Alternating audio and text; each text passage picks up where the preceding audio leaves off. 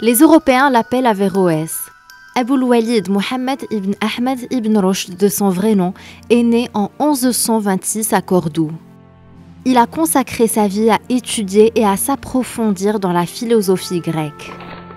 Ce philosophe de Cordoue croyait en l'esprit et s'efforçait de l'élever par son attachement aux principes de l'école péripatéticienne fondée par Aristote.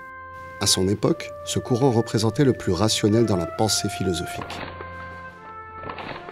Ibn Rushd produisit de nombreux ouvrages en plus de ses explications des écrits d'Aristote qui firent sa popularité. Il travailla sur l'œuvre d'Aristote sur proposition de son professeur Ibn Tufayl. Ibn Rushd n'était pas seulement un philosophe, mais il était aussi un grand savant dans toutes les sciences, l'astronomie, la médecine et même la théologie. En 1169, il a été juge suprême à Séville, puis à Cordoue. Il a notamment fréquenté le philosophe et écrivain Ibn Tufayl qu'il a présenté au calife almohade Abou Youssouf Yaqoub al-Mansour à Marrakech.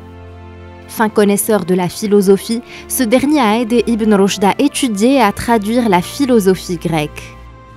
Mais les écrits d'Ibn Rushd n'ont jamais plu aux religieux de son époque.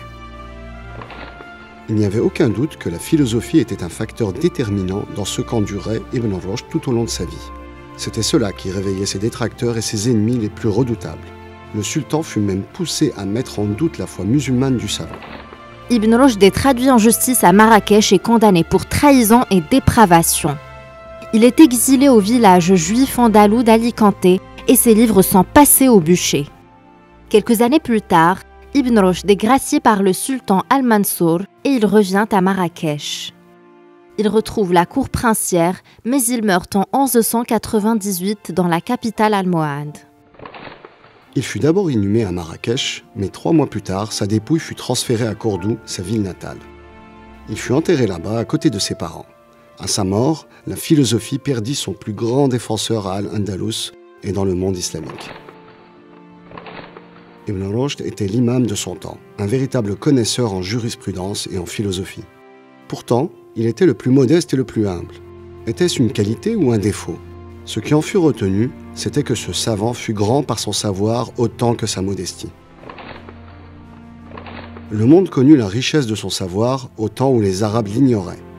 Ces derniers ne furent qu'accumuler du retard en se refusant à la pensée éclairée d'Ibn Rushd, qui parlait le langage de la raison dont il fut le pionnier.